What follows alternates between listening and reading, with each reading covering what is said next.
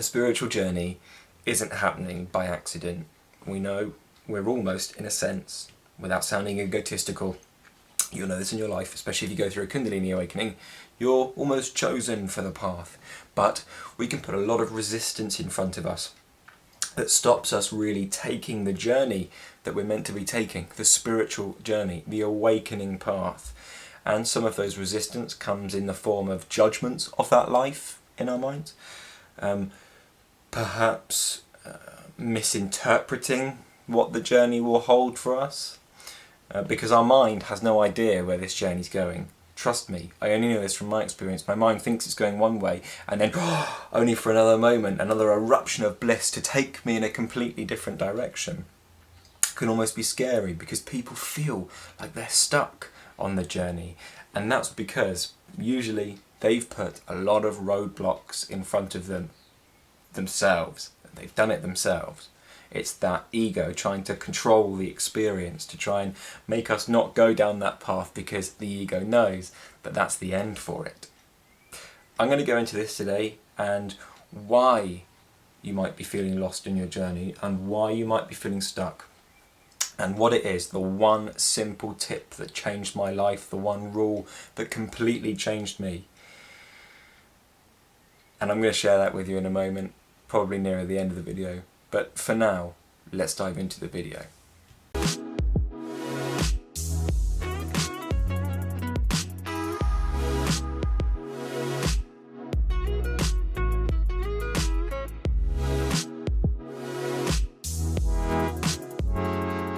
So for me, at the start of my awakening process, after the Kundalini awakening had happened, my mind was doubting the whole process entirely.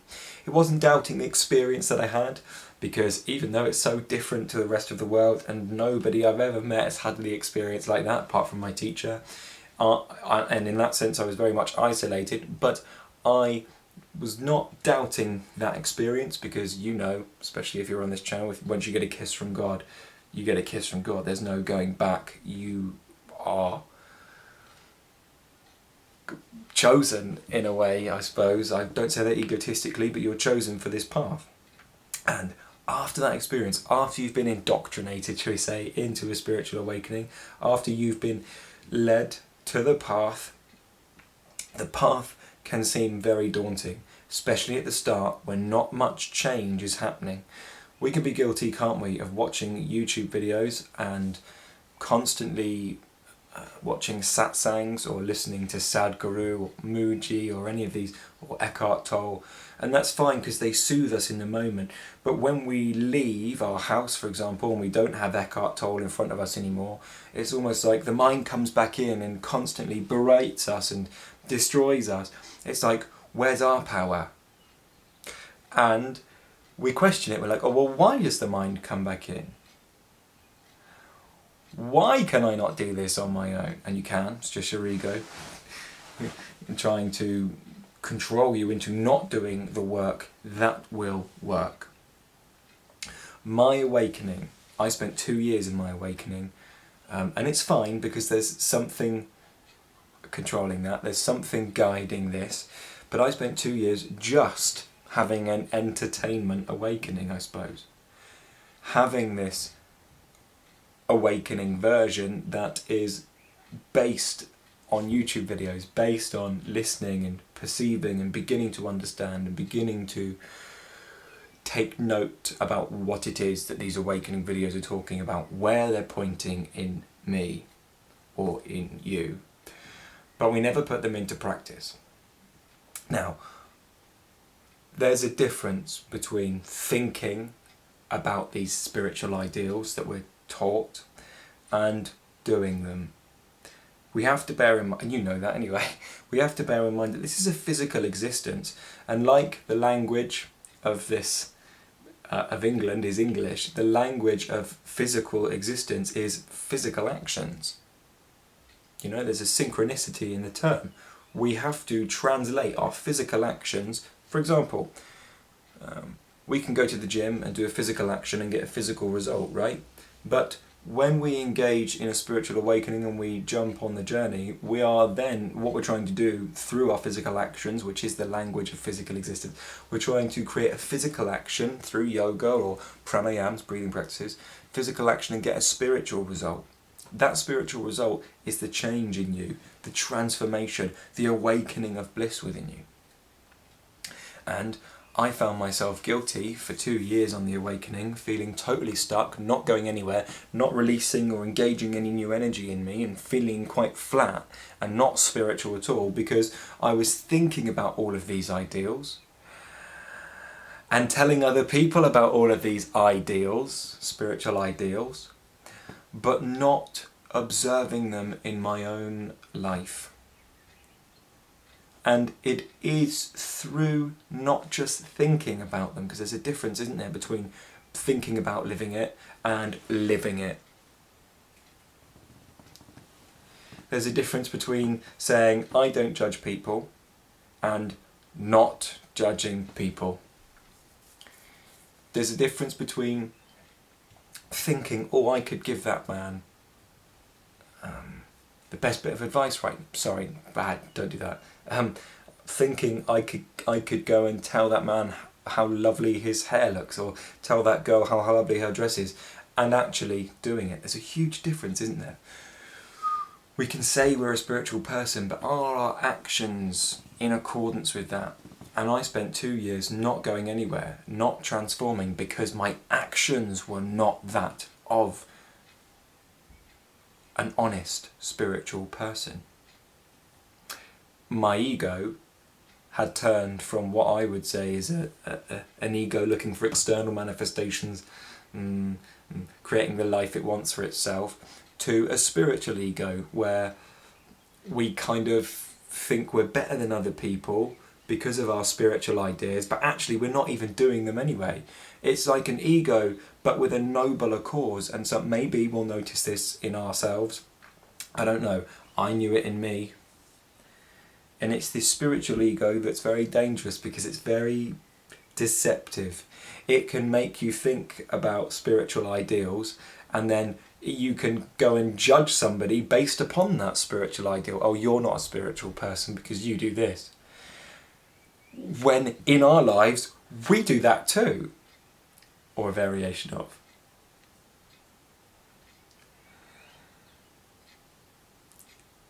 The spiritual ego is a cheeky one, but really my point is, because physical actions are the physical language, are the language of physical existence, we have to, if we can, and this will be the thing that transform your lives, because it was for me, we have to do yoga. We have to do a daily practice. And people often ask me, what is that word that you say? What's that word? Sadhana. What is that?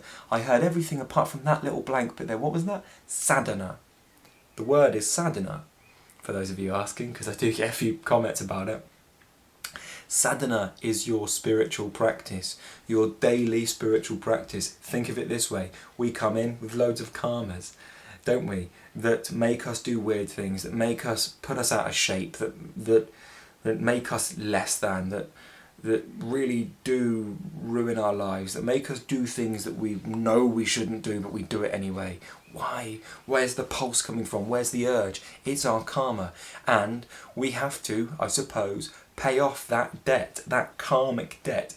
It is that karma that attaches us to the body.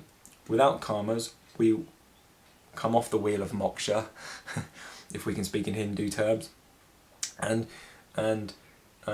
we come out of the wheel of karma.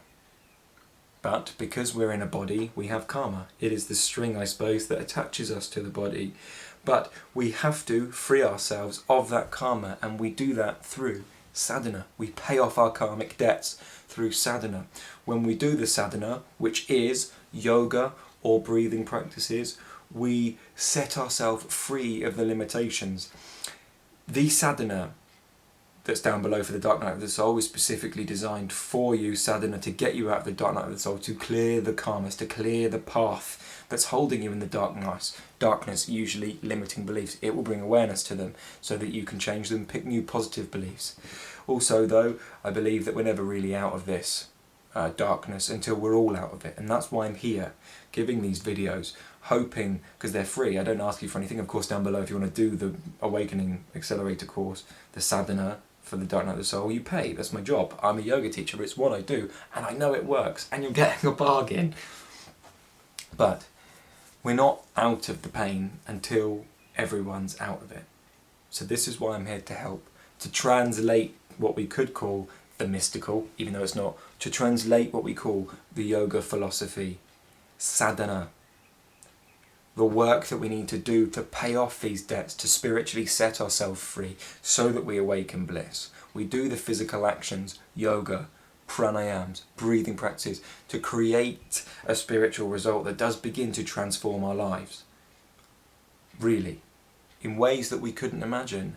We have to give up some time and invest some energy, even though it's the hardest thing to do. You'll know, if you're going through your awakening process, to get yourself on the mat or to get yourself on the meditation seat is the hardest thing to do. And there's a huge difference, you know, in thinking I should go and do yoga and actually doing it. This is the difference, the thought and the action. We think a lot. Oh, I'm a good spiritual person. But do we do good spiritual person? It's the actions that count. And I hope this doesn't sound patronising at all, because really I humble myself at you. I constantly let you know that this is just my experience. This is the tough lessons that I had to learn. Although sadhana's not a tough lesson. You can feel a slave to your sadhana, of course, because it's like, oh, I've got to put effort in. And yeah, you do. But it's that effort, that physical effort, that changes your life. Okay, down below, if you wish, there's a free community for awakening souls. If you wish to join us there, you're more than welcome to. Also, down below, there's a free breathing practice called Cosmic Double Breathing. It will awaken some bliss in you. You can sign up, it's free.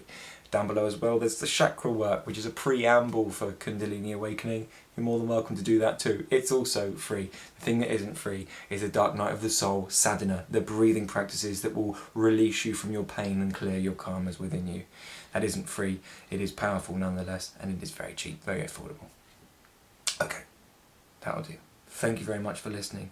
I'm off to New York now, so I won't be making videos for a few days, but when I'm back, I'll come renewed after my holiday, holy day, synchronicity in the word, and I'll be ready to give more than I've ever given before. So have a lovely evening.